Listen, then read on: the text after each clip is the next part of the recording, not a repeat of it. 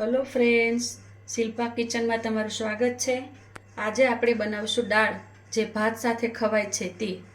એટલે ચાલો આપણે દાળ બનાવવાનું શરૂ કરીએ। દાળ બનાવવા જોશે આ અડધું ટમેટું છે, એક મરચું છે, આદુનો કટકો ખમણીને રાખ્યો છે, 2 લીંબુ અને લીમડાની તીરખી છે, 2-3 લીમડાની। આ માંડવીના દાણા છે। આ વઘાર માટે સામાન તૈયાર કરીને રાખ્યો છે।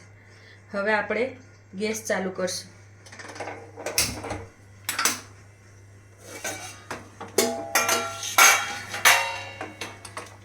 દાળ બાફી અને ક્રશ કરીને રાખી છે મેં। હવે ઉકળવા મૂકી છે મેં 1 ચમચી।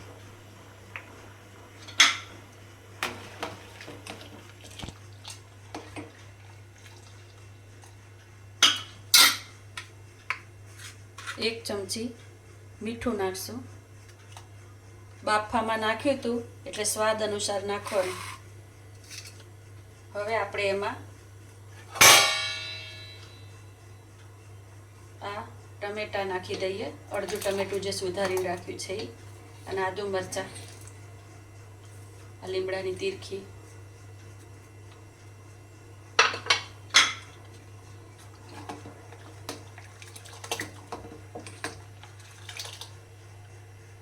હવે આપણે આ માંડવીના દાણા નાખી દઈએ જે બાફીને મેં લીધા છે।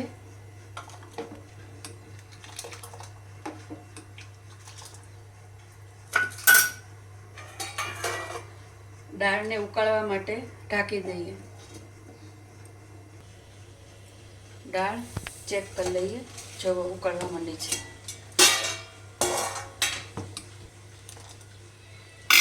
હવે આપણે એમાં સ્વાદ અનુસાર ગોળ નાખશું।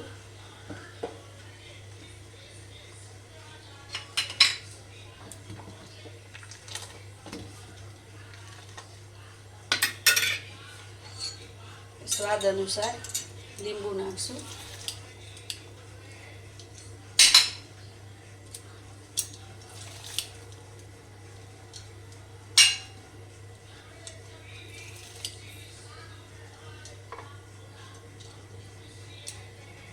બે લીંબુનો રસ નાખ્યો છે દાળ પ્રમાણે।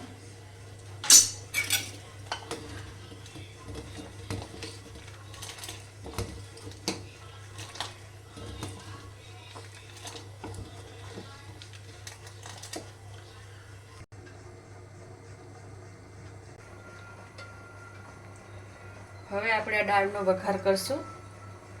આપણે 1 પાવડું અને ઉપર થોડુંક એવું તેલ મૂકશું।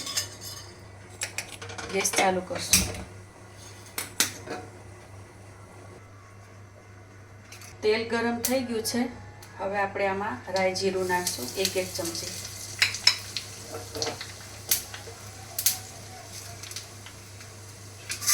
આ જે મસાલો તૈયાર કરીને રાખ્યો છે, મેથીના દાણા, તજ, લવિંગ, તમાલપત્ર, એ બધું નાખશું।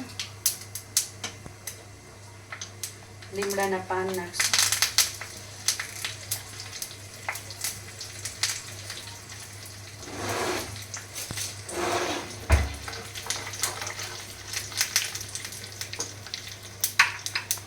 મસાલો બધો ચડી જાય એટલે આપણે અડધી ચમચી હિંગ નાખશું।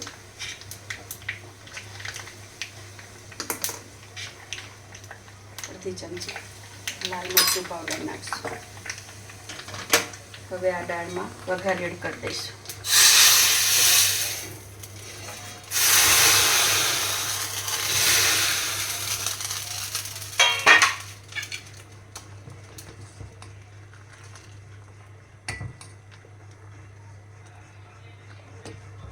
હવે આ દાળને ધીમા ગેસે ઉકળવા દઈશું।